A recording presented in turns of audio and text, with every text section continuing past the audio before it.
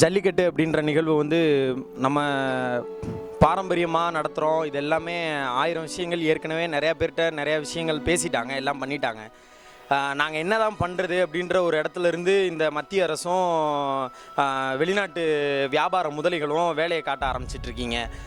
ஏதோ படிப்பறிவு இல்லாமல் கலாச்சாரத்தை பற்றி மட்டுமே தெரிஞ்சுக்கிட்டு பாரம்பரியத்தை மட்டும் தெரியாமல் ஏதோ ஒரு பிற்போக்குத்தனமாக இருக்கிறவங்க, மாடுகளை கொடுமைப்படுத்துகிறவங்க, இவங்க மட்டுமே தான் ஆதரிக்கிற ஒரு நிகழ்வாக இதை சித்தரித்து வைக்கிறீங்க. நாங்கள் தெரியாமல் கேட்குறோம். நான் காலேஜ் படிச்சுட்ருக்கேன், என்னோடய நண்பர் இவரும் காலேஜ் படிச்சுட்ருக்காப்புல. நாங்கள்லாம் படிச்சுட்டு தான் இருக்கோம். எங்களுக்கும் எல்லாமே அரசியலும் தெரியும், எங்களுக்கு சமூக நடப்பும் தெரியும், எங்களுக்கு உலக அரசியலும் தெரியும், உள்நாட்டில் நீங்கள் என்னென்ன வேலையை காட்டிக்கிட்டு இருக்கீங்கன்னு தெரியும். ஒட்டுமொத்த அரசாங்கமும் திட்டமிட்டு ஜல்லிக்கட்டை ஒழிக்கணும் அப்படின்ற ஒரு பெரிய கங்கணம் கட்டிட்டு திரியிறதுக்கான ஒரே ஒரு நிலைப்பாடு என்ன அப்படின்னா, நீங்கள் பசுமை புரட்சின்ற பேரில் பாலை வித்துட்டீங்க, 1000 விஷயங்களை புகுத்துறேன்ற பேரில் எல்லாத்துலேயும் உங்களுடைய அரசியலை புகுத்திட்டு இங்கே தன்னோட உணர்வு சார்ந்து தன்னோட உயிரா, தன்னோட சகோதரனா, தன்னுடைய அப்பனா, தன்னோட உடன் பிறந்த பிள்ளையா, தான் கூட பிறந்த சகோதரனா எல்லாமாவும் வளர்த்துக்கிட்டு இருக்கிற இந்த மாட்டு இனங்களை அழிக்கிறதுக்காக முயற்சி பண்ணிட்டு இருக்கிறீங்க. நாங்கள் தெரியாமல் தான் கேட்குறோம். நீங்கள் ஜல்லிக்கட்டு வந்து மாடுகள் வந்து துன்பப்படுது அப்படின்றதுக்காண்டி நாங்கள் கொடுமைப்படுத்துகிறோம், மாடுகளை வந்து துன்பப்படுத்துறதுக்காண்டி தான் இதை தடை பண்ணுறோம் அப்படின்னு நீங்கள் சொல்கிறீங்கன்னா, உச்சி குடுமி மன்றமாக இருக்கிற உச்சநீதிமன்றம் நான் உங்களை பார்த்து ஒரு கேள்வி கேட்குறேன். உங்கள் மீனாட்சி அம்மன் கோயில்லையும் உங்கள் பெருமாள் கோயில்லையும் நீங்கள் வளர்க்குற கிளியவும் யானையவும் தோளானையும் எல்லாத்தையும் நீங்கள் என்ன பண்ண போகிறீங்க? அதுக்கு ஏதாவது ஒரு பெல் சொல்கிறீங்களா? பணக்காரன் விளையாடுறான் கோல்ஃப் விளையாட்டு, சீட்டுக்கட்டு விளையாடுற மாதிரி குதிரைகள் மேலே ஏறி நின்று சவாரி செஞ்சு விளையாண்டுக்கிட்டு இருக்கான். அங்கே வெளிநாடுகளில் எரும மாடுகளை ஒரு நாள் மட்டும் அந்த போராட்டத்தை நடத்திட்டு அந்த மாடுகளை பிடிச்சிட்டு எரும மாடுகளை அடித்து கொண்டுட்டு அதை கறியாக்கி சாப்பிட்டுக்கிட்டு இருக்கிறான். அதெல்லாம் உங்களுக்கு கேள்வி கேட்க துப்பு இல்லை. அதை விட்டுட்டு இங்கே நாங்கள் எங்கள் வீட்டில் ஒரு சகோதரனை வளர்த்துக்கிட்டு அது செத்து போனால் நாங்கள் எவ்வளவு எங்கள் வீட்டில் இருக்கிற எங்கள் அப்பன் செத்து போகிற மாதிரி, என் தம்பி செத்து போகிற மாதிரி எவ்வளோ உணர்வு சார்ந்து நாங்கள் அதை பார்த்துக்கிட்டு இருக்கோம்ன்ற அறிவு கூட இல்லாமல் ஈஸியாக வந்து நின்றுக்கிட்டு இதை நாங்கள் தடை விதிக்கிறோம். கேட்டால் பீட்டா சொல்லுது. பீட்டா யார்? நாங்கள் தெரியாமல் தான் கேட்குறோம்.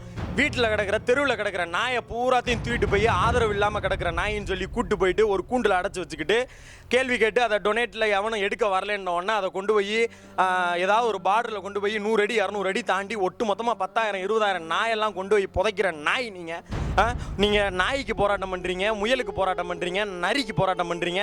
நீங்கள் அதெல்லாம் பண்ணுறீங்க உங்களுடைய உணர்வு சார்ந்து. ஏன் நீங்கள் கறி மீன் ஆக்கி சாப்பிட்றது இல்லையான்னு கேட்குறீங்க. ஏங்க நான் தெரியாமல் தான் கேட்குறேன்.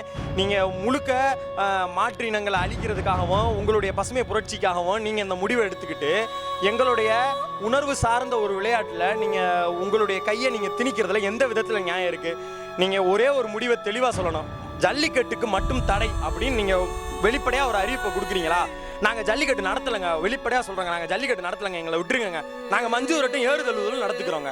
எங்களுக்கு அதுதாங்க தீர்வு. அனுமதி தரமாட்டோம், மறுத்துருவோம், நாங்கள் எதுவும் பண்ணிடுவோம். நீ என்னமும் பண்ணு. நாங்கள் பார்க்காத போராட்டங்களா, நாங்கள் பார்க்காத பிரச்சனைகளா? எவ்வளவோ பிரச்சனையை கொண்டு வந்துட்டீங்க. இந்த அரசும் இந்த மக்களுக்கு எவ்வளவோ துரோகம் பண்ணிட்டீங்க. இந்த துரோகம்னு பச்சையாக தான் தெரியுது. நாங்கள் அதை எப்படி முறியடிக்கணுமோ அப்படி முறியடிச்சுக்கிறோம். எங்களுடைய போராட்ட முறைகள் ஆக்ரோஷமாக இருக்கும் அப்படின்னு நீங்கள் முடிவு பண்ணீங்கன்னா அந்த ஆக்ரோஷத்துக்கு விதையிடுறது நீங்கள் தான். எங்களால் நாகரிகமாக போராட்ட வழிமுறைகள் இல்லாமல் அனுமதியும் கேட்டு மனுவும் கொடுத்தாச்சு. மனுவுக்கும் சரியான பதில் இல்லை. அதை பூராத்தையும் திட்டமிட்டே தள்ளுபடி பண்ணுறீங்க அப்படின்னா நீங்கள் என்ன ஐடியாவில் இருக்கிறீங்க, உங்களோட ஐடியாலஜி என்ன அப்படிங்கிறத தெளிவாக விளக்கம் கொடுத்துட்டு போங்க. மிருக வதைக்காக நீங்கள் பண்ணுறீங்க அப்படின்ற ஒரே ஒரு ஸ்டேட்மெண்ட் நீங்கள் சொன்னீங்கன்னா உங்கள் கோயில்களில் வளர்க்குற மிருகங்களை நீங்கள் உடனே ரிலீஸ் பண்ணுங்கள். நீங்கள் ஆசைக்கு வளர்க்குற உங்கள் வீட்டில் வளர்க்குற முயல், நாய் எல்லாத்தையும் நீங்கள் கையகப்படுத்துங்க. அப்படி யாரும் வளர்க்கக்கூடாது, அவைகள் எல்லாம் துன்புறுத்தப்படுது அப்படின்னு நீங்கள் ஒரு ஸ்டேட்மெண்ட்டை கொடுங்க. சும்மா ஆகாதனமாக நாங்கள்லாம் கேட்குறதுக்கு ஆள் இல்லாதவங்க, நாதி இல்லாதவங்கன்ற நினைப்பில் நீங்கள் இதெல்லாம் பண்ணிக்கிட்டு இருக்கிறீங்க. திட்டமிட்டு உங்களுடைய பார்ப்பன ஆதிக்கத்தின் அடிப்படையில் எங்களுடைய மாட்டினங்களை முழுவதையும் அழிச்சிட்டு ஜெர்சி இன பசுக்களையும் பல்வேறு வகையான வெளிநாட்டு பசுக்களையும் கொண்டு வந்துட்டு ஒரு வேலைக்கு இத்தனை லிட்டரு தேவைன்னு சொல்லி பாலை கறந்துட்டு அதில் பவுடரை மிக்ஸ் பண்ணுறியோ, என்னத்தை மிக்ஸ் பண்ணுறியோ, கெட்டியாக பால் வருதுன்றதுக்காண்டி உன்னுடைய பசுமை புரட்சிக்கு எங்களை எல்லாத்தையும் ஆளாக்கி விட்டுட்டு எங்களுடைய ஒரிஜினல் நாட்டு மாடு இனங்களை பூராத்தையும் நீங்கள் அழிச்சிட்டு உங்களுடைய தேசத்தை ஜெய்ஹிந்துன்னு சொல்லி நீங்கள் வளர்த்துக்குங்க. எங்களுக்கு பிரச்சனையே கிடையாது. ஆனால் எக்காரணத்தை கொண்டும் ஜல்லிக்கட்டுக்கு மீதான தடையை நீக்கிற வரைக்கும் போராட்ட நெறிமுறைகளும் போராட்ட முறைகளும் தீயா பரவும். அதனுடைய முடிவை எந்த காலத்திலையும் நீங்க யோசிக்க முடியாத முடிவா இருக்குன்றத தெளிவா சொல்லிட்டு முடிச்சுக்கிறோம்.